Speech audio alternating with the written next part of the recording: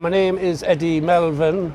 I was born Merchants Road, centre of Galway, and by luck I still have a toehold down there property-wise. I still have the home house.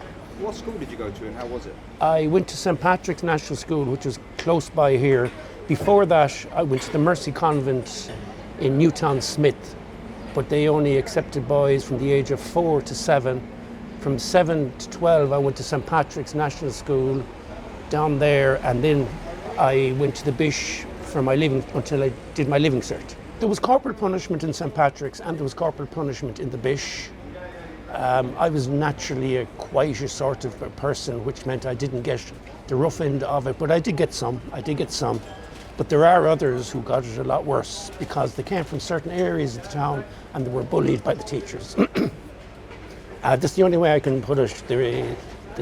Now most of the teachers are dead on sound, but there was one or two or three who were basically bullies, and they would pick on vulnerable people who came from certain areas, who grew up maybe in the Christian Brothers School in Lower Salt Hill and that like that, and they just weren't nice guys. Some of them, 90% of them were A1, and in fairness, in St. Pat's and the Bish, both schools were very sports orientated.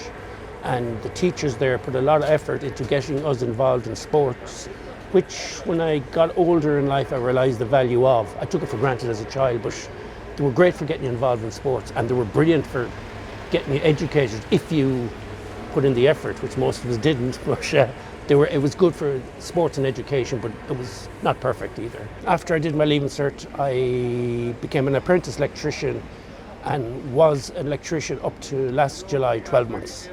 Then I downed tools, I went on a one-man strike, and now I'm here having coffee on a Monday morning. How was life growing up in the household, like brothers, sisters? I have one of each, but there's a large age difference between. I was the youngest of 3, and my brother's 10 years older than me, and my sister is 5, and my sister went to boarding school when I was 7, so I barely know both of them these days because of the reasons outlined. They're strangers to me, basically, you know. It's an age thing, a demographic thing, really. Passions and hobbies? What are you...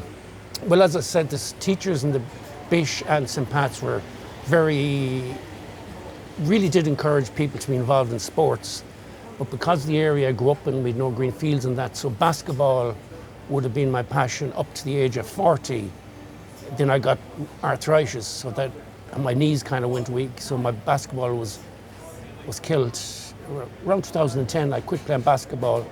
Then I took up sea kayaking and river kayaking, and I think I'll have to pack that in as well because of health reasons. My elbows are packing in and that as well. Age is catching up with me, but basketball and sea kayaking and table tennis would have been my passions. I was never much good at any of them, but I enjoyed them all. But skill-wise, I was only average. You know. 2010, I literally couldn't get out of bed.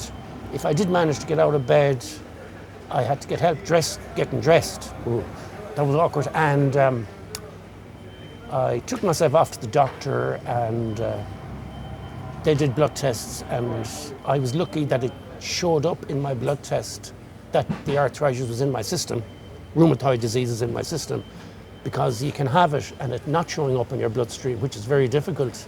But I have it, and it showed up in my bloods. So they were able to give me the appropriate steroids and meds to be out and about. And they work. They come, medicines all have a disadvantage, but they work. Can you remember the last time you were truly happy? The happiest time in my life was maybe when the girls were born. Now there's a 7-year age gap between my oldest girl and my youngest girl, and there's another girl in between. But when I got to play Happy Families with my children when they were very young, would most definitely been the happiest time of my life by 1,000,000%. You know, that's when. Although at the time I didn't have a whole lot of money, I was under financial pressure all the time because it ain't cheap having kids in any country. But they were the happiest times. Yeah. Do you have any regrets in life? Back in 2004, 2005, when my marriage went down the toilet, I basically replaced the emptiness with pub time. And and at the time I had a dog that I should have spent more time walking the dog than hanging around pubs, because it would have been more beneficial. Basically, I was processing the demise of my marriage, but I was doing it under the haze of alcohol, which meant the process time took way too long. If I'd done it sober, I would have processed it a lot quicker and a lot more, better job. You know, I hit the drink more than I should. And I should have been doing more healthier things. And then the dog died of old age. That's another regret, by the way.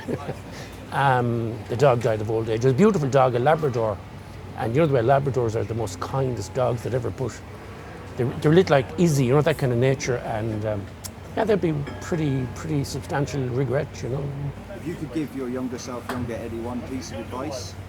I really do believe sports is the answer to an awful lot of life's challenges.